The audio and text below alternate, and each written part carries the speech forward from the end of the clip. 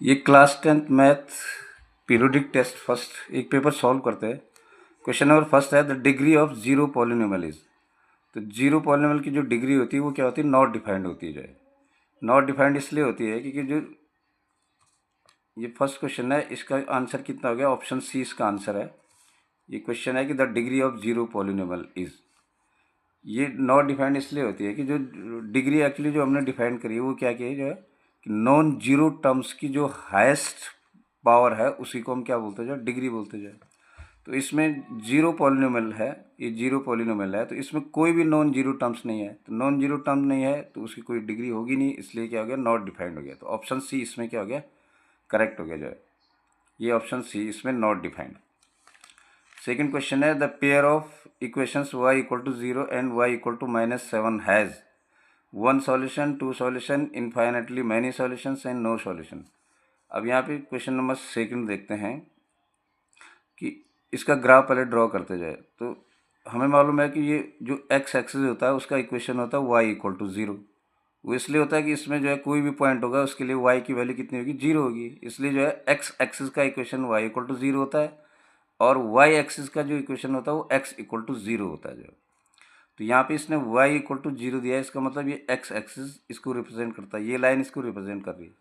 और y equal to -7 का जो ग्राफ ड्रॉ करता है हम, जो है माइनस कहाँ जाएंगे, नीचे की तरफ गए हमने, 1 2 3 4 5 6 7। तो ये जो लाइन होती है जो है ये y इक्वल टू -7 को रिप्रेजेंट करती है। जो है अगर y इक्वल टू +7 होता तो यहाँ ऊपर की तरफ ये पैरेलल लाइन आ जाती है एक्स एक्सिस के। इसी तरह से अगर x इक्वल टू 7 होता तो ये y एक्सिस के पैरेलल ऐसी लाइन आ जाती है। और x इक्वल टू -7 होगा तो ये इस तरफ आ जाएगी। यहाँ पे मैं बता भी देता हूँ, इस तरह से ये क्वेश्चन एक अक्सर पूछा जाता है। जो है तो ये अगर मेरे पास जो है सपोज 7 का एग्जांपल लेते हैं तो ये x इक्वल टू 7 का ग्राफ ये हो जाएगा। जो है ये x इक्वल टू 7 है, यहाँ से 7 x इक्वल टू a, ये x इक्वल टू -7 का ग्राफ हो जाएगा, x इक्वल टू -7। और y इक्वल टू लेंगे तो ये x एक्सिस पैरेलल आ जाएगी। जो है y इक्वल टू -7 और इस तरह होगा तो ये लाइन ये हो जाएगा जो है y इक्वल टू 7 का। जो है इस तरह से ग्राफ बनाए जाएंगे। जो है तो यहाँ पे क्या हो गया, जो है एक ग्राफ तो ये हो गया y इक्वल टू -7, ये हो गया जो है x axis y equal to 0। तो अब हम इन दोनों लाइन्स में देखते हैं जो है कि कोई भी इंटरसेक्टिंग पॉइंट नहीं है। जो है यानी ये दोनों लाइन पैरेलल हैं, इसलिए इसका क्या आ गया, नो सॉल्यूशन आ गया, कोई भी सॉल्यूशन नहीं है। तो इसमें क्या आ गया, ऑप्शन डी करेक्ट हो गया। जो है no solution, the pairs of equation y equal to 0 and y equal to -7 has no solution, ये आ गया। जो है क्वेश्चन नंबर थर्ड है कि if A x plus B Y equal to A square minus B square. ये दो equation दे रखी। जो है क्वेश्चन नंबर थर्ड देखते हैं। यहाँ पे इक्वेशन दे रखी a x plus B Y equal to A square minus B square, और दूसरी इक्वेशन दे रखी है b x plus a y equal to 0। Find the value of x plus y. अब इसके करने के कई मेथड हो सकते हैं। मैं नॉर्मल सब्स्टिट्यूशन मेथड या एलिमिनेशन मेथड ऐसे यूज़ करके पहले इस दोनों क्वेश्चन को सॉल्व कर रहा हूँ, एक्स और वाई की वैल्यू निकालते हैं। जो है फिर जो है एक्स प्लस वाई जो है निकाल लेंगे। तो इसको इक्वेशन फर्स्ट को मैं जो है ये इक्वेशन 1 है, इसको मैं ए से बी से मल्टीप्लाई करता हूँ और इस इक्वेशन को ए से मल्टीप्लाई करता हूँ। तो इसको अगर मैंने बी से मल्टीप्लाई किया तो ये क्या हो गया, जो है ये फर्स्ट ये हो गया A B x plus B को बी से किया तो B square Y equal to B A square minus B square, ये आ गया। जो है और इसको मैं ए से करता हूँ तो ये कितना आ गया, जो है ये फिर से ए बी एक्स हो जाएगा, ये ए स्क्वायर वाई हो गया और ये ए इंटू ज़ीरो कितना, ज़ीरो हो गया। जो है तो ये इक्वेशन ऐसे बन गई। जो है ये इक्वेशन, इसको मैं फर्स्ट बोलता, इसको सेकंड, इसको थर्ड और इसको फोर्थ, ऐसे बोला मैंने। अब मैं इक्वेशन इनको माइनस कर लेता हूँ। जो यहाँ से मैंने इन इक्वेशन को माइनस किया तो ये नेगेटिव हो गया, ये नेगेटिव हो गया और ये कैंसिल हो गया। अब B square Y minus A square Y equal to A square Y equal to B A square minus B square, ऐसा आ गया।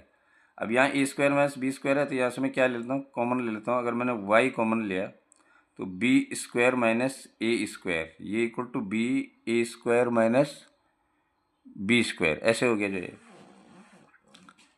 यहाँ से y इक्वल टू कितना आ गया, जो है बी ए square minus B square upon b square minus ए square. ये सॉल्व करेंगे तो जो है ये नेगेटिव बाहर आ जाएगा जो है, चलो कर ही लेते हैं।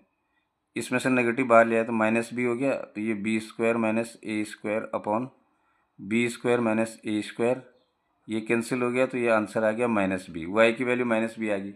वाई की वैल्यू मैं इस इक्वेशन में पुट करता हूँ जो है b x plus a y equal to zero. ये वाई की वैल्यू पुट करी तो b x plus a into minus b equal to कितना हो गया, जीरो हो गया।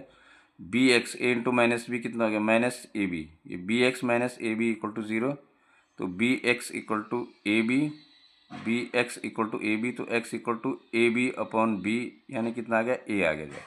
तो यहाँ से एक्स मिला कितना, ए, और वाई कितना हो गया जो है, माइनस बी हो गया जो है। तो यहाँ से एक्स प्लस वाई चाहिए हमें जो है, तो एक्स प्लस वाई कितना हो गया, ए प्लस माइनस माइनस ए माइनस बी। ये एक्स प्लस वाई की वैल्यू कितनी आ गई, ए माइनस बी आ गई जो है। ये क्वेश्चन नंबर थर्ड का सॉल्यूशन हो गया जो है। क्वेश्चन नंबर फोर्थ है कि 3 bells toll at intervals of 9, 12 and 15 minutes respectively. If they start tolling together, after what time will they next toll together?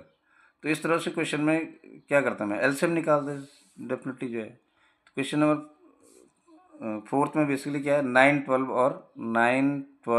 और 15 का क्वेश्चन नंबर, इनका एलसीएम कैलकुलेट कर लेंगे हम जो है, प्राइम फैक्टराइजेशन मेथड से करेंगे तो इनका जो एलसीएम कैलकुलेट करके आएगा वो कितना आएगा, 180 करीब इतना ही आएगा जो है। तो 180 मिनट्स हैं, यहाँ मिनट्स में दे रखा है, तो after 180 minutes they start tolling together, after 180 minutes they will toll together. इसका मतलब 180 मिनट्स 3 आवर्स, 3 आवर्स के बाद जो है वो फिर से जो है एक साथ जो है रिंग करने लग जाएंगे। क्वेश्चन नंबर फोर्थ ये हो गया। क्वेश्चन नंबर फिफ्थ का, ये क्वेश्चन नंबर 5 देखते हैं जो है। 5 क्या बोल रहा जो है कि write whether 2√45 plus 3√20 upon 2√5 on simplification give proper solution, give an irrational or rational number. तो क्वेश्चन दे रखा है 2√45 प्लस 3√20 अपॉन 2√5। तो इसको सिंप्लीफाई करके देखते हैं। ये कह रहा है कि इसके सिंप्लीफाई करने पे ये रैशनल नंबर देगा, इरेशनल नंबर देगा जो है। तो इसको कर लेते हैं सिंप्लीफाई। तो मैंने क्या लिखा, 45 को लिख रहा हूँ मैं 9 इंटू 5 प्लस 320 को लिखा मैंने 4 इंटू 5, और ये अपॉन में कितना है, 2√5 है। तो 9 का 3 बार ले लिया और 2 से मल्टीप्लाई हो गया, तो ये 6√5 आ गया, प्लस 4 का 2 बार ले लिया तो ये कितना आ गया, 6√5 आ गया अपॉन 2√5। 6√5 कितना आ गया, 12√5 अपॉन कितना आ गया, 2√5। तो √5 से कैंसिल आएगा, तो ये आंसर कितना आ गया, 6 आ गया। तो इसका मतलब मुझे 6 आंसर मिला इसको सिंप्लीफाई करने पे, जो कि क्या है, एक रैशनल नंबर है जो। ये क्या हो जाएगा, एक रैशनल नंबर हो जाएगा जो। क्वेश्चन नंबर 6 देखते हैं जो, find HCF of 96 and 404। HCF of 96 and 404, इसका HCF ले लेंगे। ये कह रहे हैं ना, find the HCF of 96 and 404 by prime factorization method, hence find the LCM। तो इनका पहले HCF ले लिया जो है, इसके बाद हमारे पास ये फॉर्मूला यूज़ कर लेंगे हम जो है, LCM into HCF equal to product of numbers. यानी एलसीएम हमें कैलकुलेट करना है, तो एलसीएम इक्वल टू कितना हो जाएगा, product of numbers upon HCF। तो प्रोडक्ट ऑफ नंबर कितना हो गया, 96 इंटू 404, और अपॉन जो भी HCF यहाँ से प्राइम फैक्टराइजेशन मेथड से कैलकुलेट करके आएगा वो यहाँ रख देंगे। इसको सिंप्लीफाई करेंगे तो हमें क्या आंसर मिल जाएगा, एलसीएम मिल जाएगा इसका जो है। क्वेश्चन नंबर 7 देखते हैं जो है, for what value of k will the system of equations x plus 2y equal to 5, 3x plus ky equal to minus 15 equal to 0 have no solutions। तो हमारे पास क्वेश्चन नंबर 7 है। इक्वेशन दे रखी है एक जो है x प्लस, ये इक्वेशन दे रखी है x plus 2y equal to 5, x plus 2y और 5 को इस तरफ ले आया तो ये आ गया जो है, ये इक्वेशन 1 होगी। और दूसरी क्वेश्चन दे रखी है जो है 3x plus KY minus 15 equal to 0।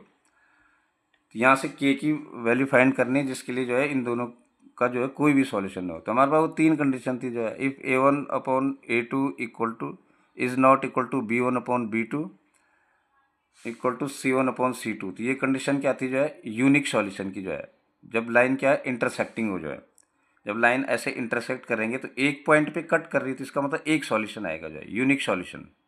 दूसरी condition A1/A2 equal to B1/B2 is not equal to C1/C2। तो ये कौन सी थी जो है कोइंसाइडिंग लाइन की जो है, कोइंसाइडिंग लाइन की जो है, मतलब ऐसी जो है कोइंसाइड कर रही लाइन्स जो है कोइंसाइडिंग लाइन्स हैं, यानी एक के ऊपर एक, यानी कि इसके कितने सॉल्यूशन हो गए, इनफाइनाइट सॉल्यूशन हो गए जो है, इनफाइनाइट पॉइंट पे टच कर रही जो है।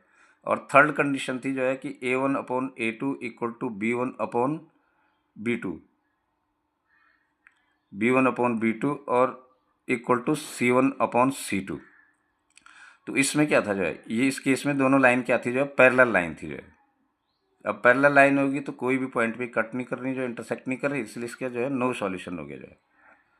तो यहाँ पे हमें नो सॉल्यूशन चाहिए तो ये वाली कंडीशन हम अप्लाई करेंगे जो है। तो इस कंडीशन को अप्लाई करके देखते हैं A1 कितना हो गया, A1 x इसका कोफिशिएंट कितना आ गया 1 आ गया, और A2 जो है कितना आ गया, इस दूसरी इक्वेशन के x का कोफिशिएंट 3 आ गया, B1 कितना आ गया 2 आ गया, B2 कितना आ गया k आ गया, और C1 कितना है -15 अपॉन -5 अपॉन -15। अब मैं इन दोनों को ले लेता हूँ जो है, इसको क्रॉस मल्टीप्लाई किया तो k into 1 equal to 2 into 3, यानी k इक्वल टू कितना आ गया 6 आ गया। अगर इन दोनों को लेता तब भी 6 आंसर आ जाएगा, तो k की वैल्यू क्या आ गई 6 आ गई। यानी अगर यहाँ पे k की जगह 6 होगा तो ये दो इक्वेशन जो है इनके जो है, ये दोनों इक्वेशंस क्या हो जाएंगे, दोनों लाइन पैरेलल हो जाएंगी जो है, इनका